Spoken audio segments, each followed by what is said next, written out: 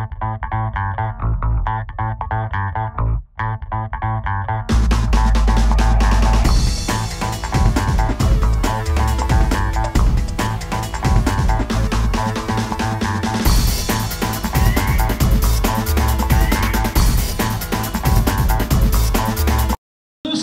bienvenue.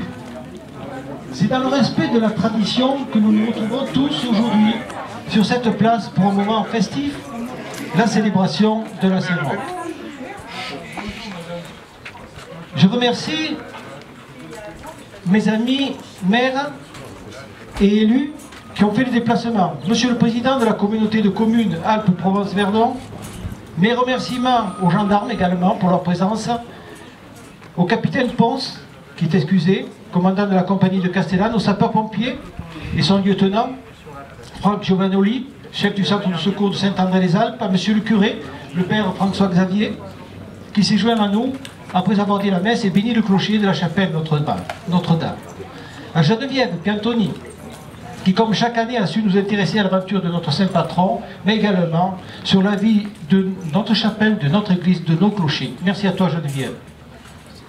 Et puis, un merci à toutes celles et à tous ceux qui œuvrent pour notre beau village, pour leur travail, leur investissement ou leur bénévolat. Et là, je salue le travail énorme que réalise toute l'équipe de ces Jeux Festivités, présidée par Fred Brachet. Mais aussi aux deux autres associations, le club motonautique et le club nautique, représentés par un des deux présidents et quelques membres. Ce sont eux qui animent la baie du Touron durant toute l'été. Je remercie également l'équipe municipale qui s'est investie, même si pas tout le monde est là aujourd'hui. Beaucoup sont excusés pour différentes raisons.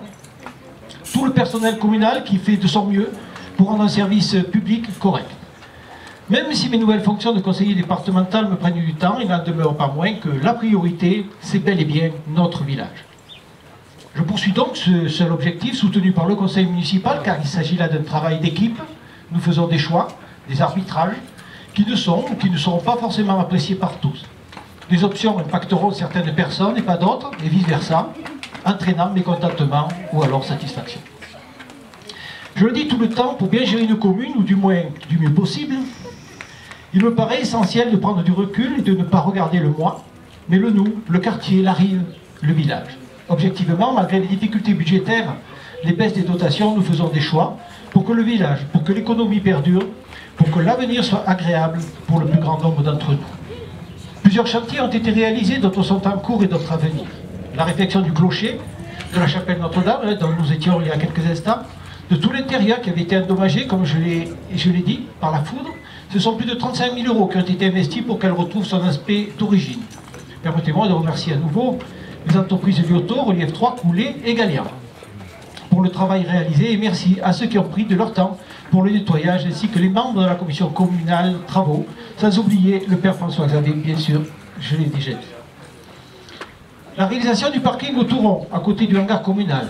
Par un souci permanent de sécurité, ce projet était devenu une obligation. C'est l'entreprise Eiffage qui a été choisie pour cette réalisation, et chacun peut aujourd'hui stationner et profiter pleinement des loisirs qui sont offerts à la base nautique du Touron. Cette réalisation est ornée d'une encre symbolique dont on doit la réalisation à la talentueuse entreprise Elisa Steel, Babette et Rémy. Les cofinanceurs sont la région, via des fonds spéciaux, qui est le FRAP, et le département, au travers des amendes de police, son coût final est de 39 000 €. La pose de nouveaux candélabres au lotissement Les Pins, qui a pris du retard, mais cela devrait être fait avant la fin de l'année. Dans les gros projets structurants, nous allons aussi avoir la mise en accessibilité aux personnes à mobilité réduite de la salle polyvalente et de la mairie. Chantier pour lesquels un transfert d'aide va être sollicité auprès de l'État et de la région, ainsi que la réfection de la voirie des rues hautes et basses de ville, qui devrait être faite cet automne. La part de financement du département a déjà été validée dans le cadre du Fonds d'aide aux communes, le FODAC. Et comme convenu dans un second temps, nous devrions choisir un maître d'œuvre pour la réhabilitation de la maison Groulet et le classement dans le domaine public communal des voies privées du lotissement Les Pins. Notre nouveau site est maintenant accessible, et cet événement, nous le devons à notre secrétaire de mairie, qui a travaillé pour qu'il soit le plus convivial possible. Merci Jocelyne pour ce travail.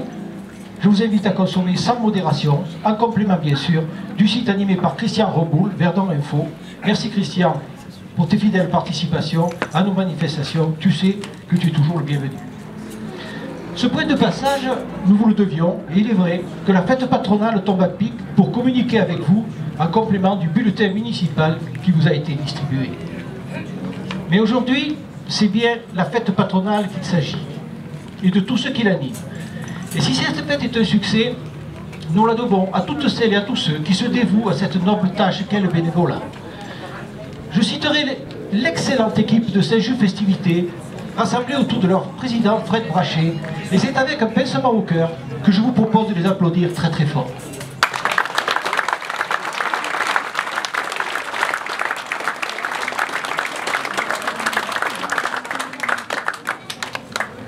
Cette fête dont vous avez pu découvrir le programme se prépare longtemps à l'avance et chaque année c'est un peu plus compliqué. La réglementation, le respect des règles administratives, de sécurité, sont de plus en plus de contraintes et d'obstacles à surmonter. Mais cela ne décourage personne. Bien au contraire. La jeune génération qui prendra à un moment donné le relais sait qu'elle peut compter sur mon appui et celui du conseil municipal pour que tout se déroule dans les meilleures conditions possibles. J'y associe bien volontiers la gendarmerie et le psy. Les sapeurs-pompiers, dans le droit fil de ce souhait, je sais pouvoir compter sur leur confiance. À vous, chers membres de Saint-Just Festivités, permanents et occasionnels, je vous adresse tous mes vœux de réussite pour cette 7e édition. Je vous donne rendez-vous à l'année prochaine, même endroit, même punition et même énergie. En espérant que mes propos incitent quelques-uns à rejoindre cette équipe qui, sans nul doute, vous accueillera les bons honneurs.